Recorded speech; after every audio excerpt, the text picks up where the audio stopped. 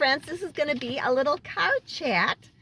I'm just coming from adoration, and I want to start the new year right. I want to start the new year talking about our Blessed Mother. And when I think back about not only last year, but all the years of my life, Our Lady has been with me each and every step of the way, and she's taught me so many things about her example of her life that has impacted me and has taught me really to look to her as the role model that we should all look up to each and every day of our lives. So I broke it down to 6 different things that she has taught me, and I'm sure I could fill pages and pages worth of all the things that she's taught me. But I thought that these would be the key things that I have learned from her. The first is to trust in God's will. From the moment that she gave that yes, her fiat, when the angel Gabriel came to her and announced to her that she was going to bear the Son of God and our Savior, I thought about her trust that she had to have. She was totally unprepared for this. She said, how could this be? But even though she didn't understand, she trusted. Behold, I am the handmaid of the Lord. Let it be done to me according to your word.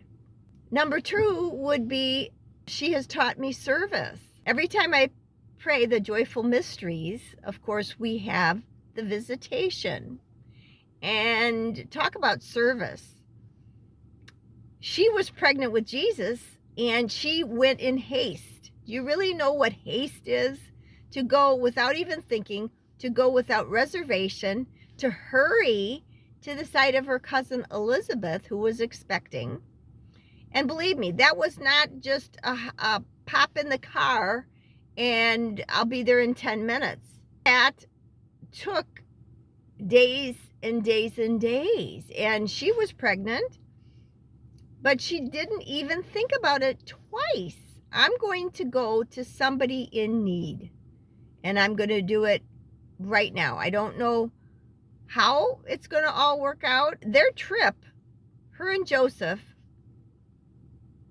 had to travel so many miles, and there was quite dangerous, not only the trails that they had to go in the mountain areas that they had to go to make it to Elizabeth, but there were robbers in that area. It wasn't very safe. But that didn't add it to Mary. She knew that she must go to someone that needed her. So the third would be hope. Hope in God being with us each and every moment. Just think of Mary. She did not know how this was all going to come about. How was she going to be a mother at like 13 or 14 years old? And where were they going to live? And of course, we know that they had to make their exodus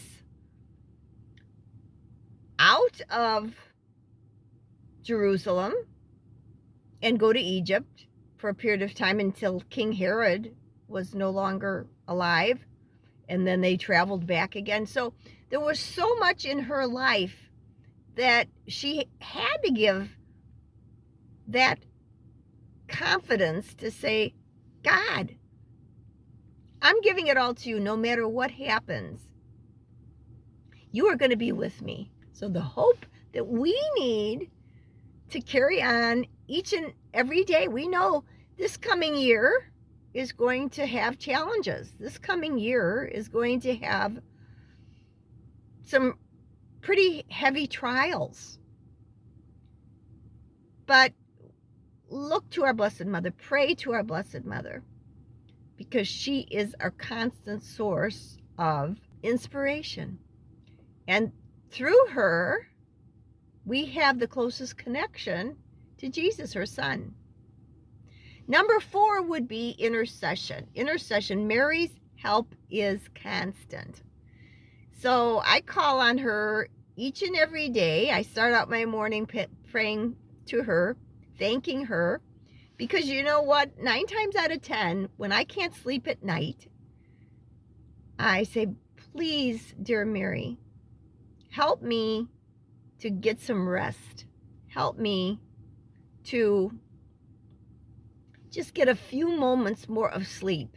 So tomorrow I can be refreshed and I can go about my day. And you know what? I wake up and there you go. I'm refreshed and I'm renewed and I'm ready. And she is my constant. You know, I call Mary my morning star, because if it's not a cloudy morning, there is a bright, bright star in the morning sky. And I look at that star and I say, thank you, Mary, because Mary's the star of the sea. You know that. That's one of her other names. And that light that she gives us is constant. Even on cloudy days when I can't see that star in the sky, I know she's there. So isn't that a blessing and a joy? Number 5, she is our mother. So from the cross, Jesus gave her not only to John, but to the world, to us.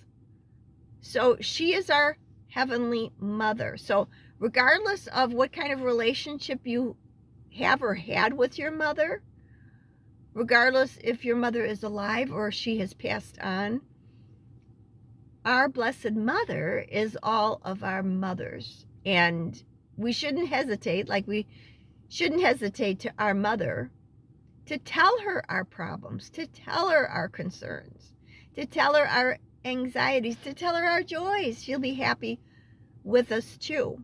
Number 6, she will lead us to her Son.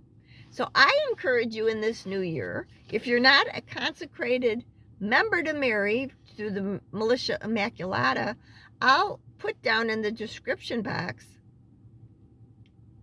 how you can become a member too. It changed my life. It deepened my relationship with Mary since I've been a Militia Immaculata member.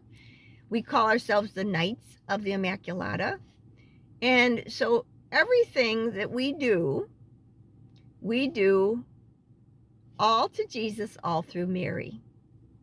So I will link that below, and give your life to Mary. You're not going to regret it. There won't be a moment that you will wonder, well, where is she? You're going to feel that within your heart. It doesn't mean that your life's problems are going to go away. It doesn't mean that you're not going to have trials, illness, and unfortunate things that happen. But she's going to give you the strength to continue on. She's going to give you the strength. She's going to take those petitions that you have right to her Son without a moment's hesitation. We honor Mary. We honor her because, why? Jesus tells us to do that. Jesus loved and honored his mother. So let me know, are you a consecrated member of the militia? I'd love to know. Put it in the comments below. And how has Mary changed your life? What are the things that she has taught you? Please share, because we can all grow in our love of our Blessed Lady.